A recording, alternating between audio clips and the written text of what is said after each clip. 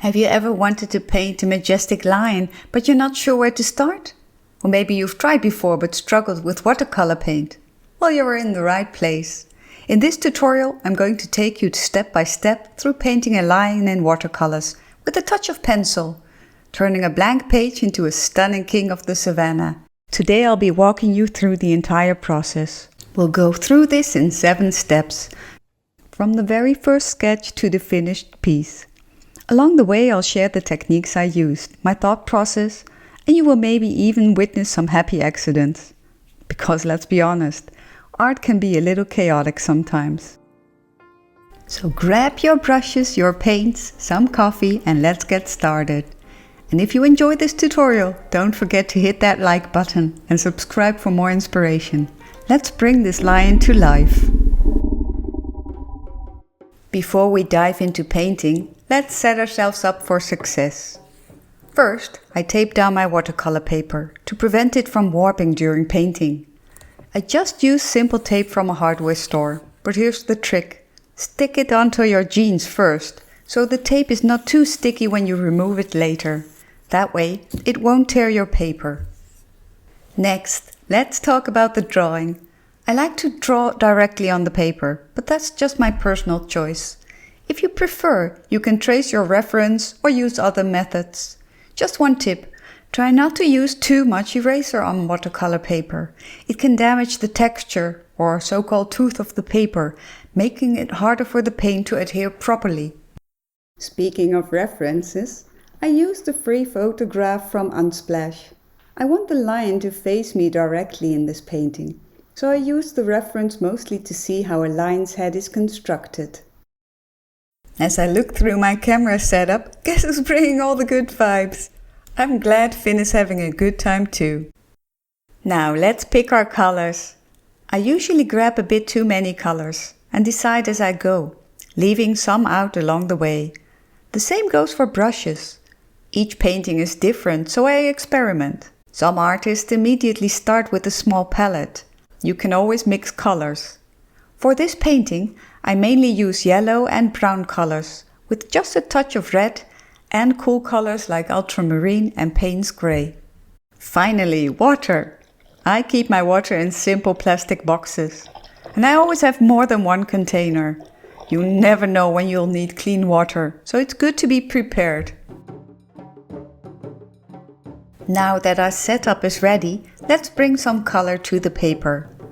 First, I arrange my colors in my porcelain painter's palette.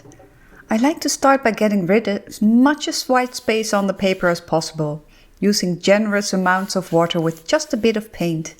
I wet the entire paper with a big brush, making sure it's soaked, but no puddles. Then I begin adding the colors I've prepared.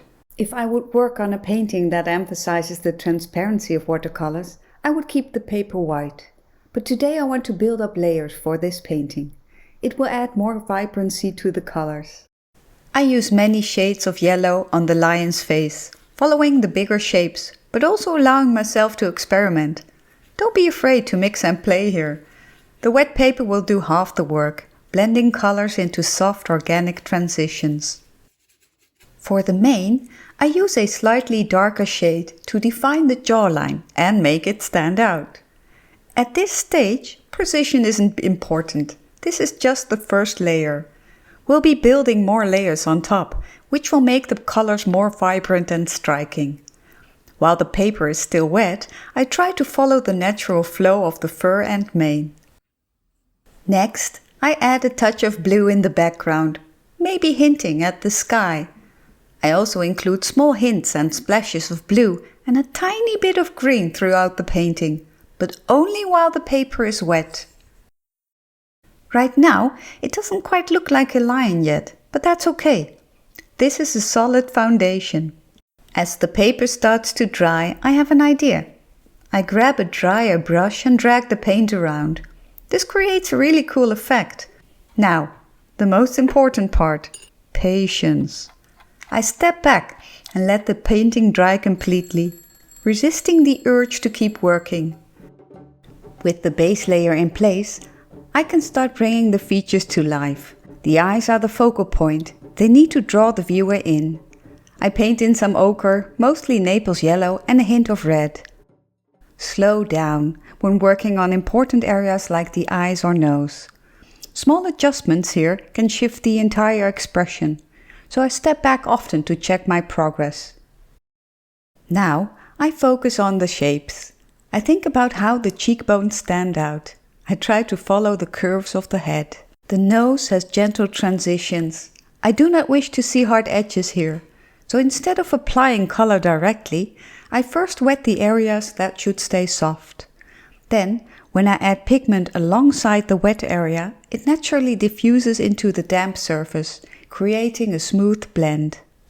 I love how the pigment naturally transitions, but I also need some contrast.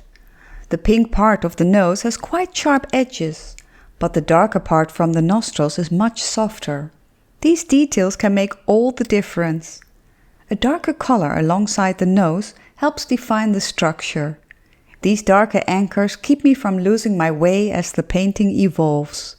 I keep a paper towel close, perfect for lifting excess water or adjusting areas that feel too heavy. Or just to dab your brush to control how much paint you put on paper. Watercolor has a mind of its own. Sometimes happy accidents can happen. Maybe something you didn't plan or when you try something new. Like what I did with the dry brush on the chin earlier. Unexpected movement in the drying paint created a texture that now works in my favor.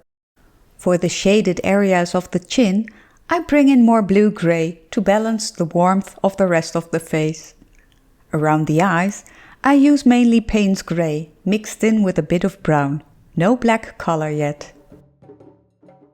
Time to bring the lion's mane to life. I switch to a big brush, perfect for creating bold, sweeping strokes that follow the natural flow of the hair. I think about the movement. Do I want a realistic mane? Or maybe something more expressive? I like to add a sense of motion, almost as if the wind is blowing through it.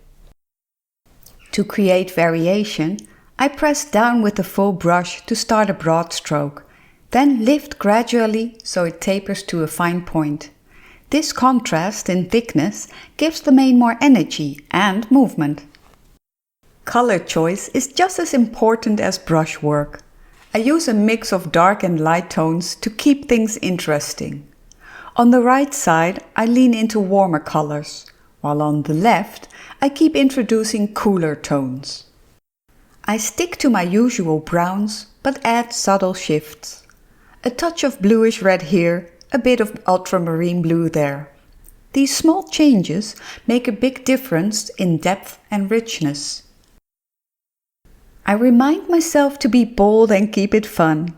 If I apply too much paint, I just use my fingers to lift some off. Not the most professional technique, but it works. I constantly make decisions as I go. If I focus too long on one area, I risk overworking it, so I keep moving around. I can always come back later with fresh eyes. At least, that's the plan. Now I bring in my fan brush. A cheap one, but perfect for this. Its unique texture lets me layer more color while following the direction I've already established. The technique is the same as before. Press down for broader strokes, then lift for finer lines. The fan brush makes things so much easier. One stroke and it creates the illusion of many hairs. I make slight variations in color, but I don't mix entirely new shades each time. Instead, I add different pigments to my existing pool, keeping everything harmonious. Unless, of course, it starts turning muddy. That's a sign to stop. Here I introduce some Payne's gray, one of my favorite colors. It's not black, but a deep, cool color. You can compare it to indigo. It's strong, just like red, so I dilute it with water. Sometimes I test it on paper first. Once a color is too dark, there's almost no turning back with watercolors. I love the combination of watercolor and pencils when painting animals with fur. The best part? I don't just switch between them. I literally sometimes use both at the same time. Paintbrush in one hand, pencils in the other. It feels intuitive, like sculpting with color and line. The trick is to make sure the paper is dry before using the pencil. The pencil helps me define sharper edges, place key landmarks and carve out the structure of the face. It comes at a risk. You can go over it again with paint, but darker pencil lines are stronger than watercolor. I study my reference photo closely, not to copy it exactly, but to understand how the light falls, how the muscles shape the line's expression, and where the fur shifts between the light into the deeper shadows. Finn, my little furry assistant, often stops by to check on my progress.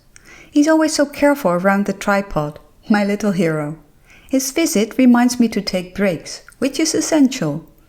Stepping back helps me see the painting with fresh eyes. After a little rest, I decide to add more warmth to the cheeks and refine some other areas. Maybe I got too detailed too soon, but that's okay. I'll jump to another section, build up depth and add details as I go. I deepen the black in the eye and it instantly pops, bringing the lion to life. To keep my work smudge-free, I place paper towels under my hand.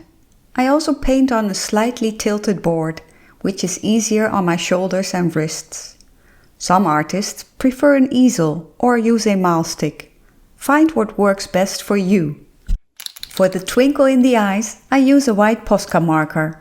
A tiny highlight can make such a difference. Gouache is also another great option, especially if you want to keep everything in the watercolor family. Gouache is more opaque than watercolor, but less than the marker.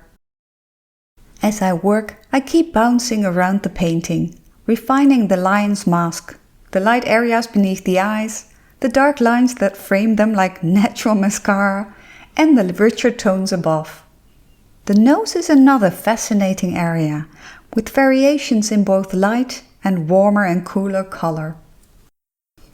On the right side, I layer warm browns to build the deeper shadows in the fur. On the left, I use more Payne's Grey for a cooler effect. I like the contrast.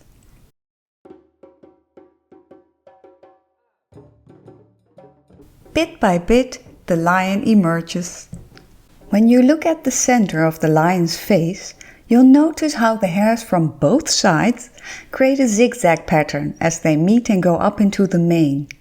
This was a surprise discovery for me when I added this in paint. Such a small detail, yet it makes the lion look so much more like a lion. Who knew? Have fun with this. You can let the hair part naturally or make it fall in a wild dramatic sweep. See that little shadow underneath the zigzag? That's what gives it depth. Adding this darker touch helps create the illusion of that tiny gap where fur from both directions meet. I step back and realize, my lion's head feels a bit too wide. No problem. This is where starting light pays off. I deepen some of the structure with darker tones, subtly sculpting the face. Going darker? Easy. Going lighter? No. That's why watercolor makes you think ahead. Now, on to the muzzle. Those tiny hairs curve with the shape of the face. Watch how they shift. Some are long, short, some taper into sharp points. They aren't all perfectly round or uniform, and that's the beauty of it. I deepen the shadows on the chin for extra contrast. And just a reminder, you can always switch between brushes, but with fur, consistency in direction is key. Time to confess. Did you notice I took forever to touch the hairs around the cheekbones and the eye on the left? Yeah. That wasn't the plan. I meant to do it earlier, but I hesitated. Why? Because I had already added too much detail too soon on the right side, and I didn't want to mess it up on the left. My process? A little messy, a little chaotic, and that used to stress me out. But now I try to embrace it. Every artist works differently, and that's what makes each painting unique. So if you ever feel lost in your own process, don't be too hard on yourself. Keep going. Experiment, make mistakes, learn. Some days I want to throw my brushes across the room, but I push through. And that's where the magic happens. To add more color, I prepare a diluted mix. A little paint, lots of water. Make sure the surface is completely dry before layering. I use a big brush to sweep across large areas. Watch how this adds color without lifting the details underneath. It's like a secret glow up for your painting. Now for the grand finale, those last perfect touches. I mix up some gouache, a bit more opaque than watercolor, but still soft enough to blend naturally. I add a hint of yellow and pull a few wisps of fur from the mane into the rest of the lion's face. Ah, the whiskers. I thought a tiny brush would be my hero here, but nope, it just wasn't giving me the flow I wanted. So I grabbed a bigger brush, added more water and let the paint glide in a single, confident stroke. Sometimes I add a subtle dark pencil line just under the lighter whisker to make it pop. Tiny tricks can make a big difference. And now, time to pull the tape. This is the part that's both nerve-wracking and ridiculously satisfying. I remove my silver splints for a steadier grip. Slowly, carefully, I peel it back, revealing those clean, crisp edges. It's like unwrapping a present. The final touch that makes the painting feel complete. The white border makes the colors more vibrant somehow. Looking at the finished lion, I feel proud. Every painting teaches me something new. About color, about technique, about trusting the process. You can watch tutorials all day, but nothing beats actually painting. So if you're holding back, please don't. Pick up that brush, go for it. Make something bold, make something messy, make something yours. Thank you for your time. Have a great day.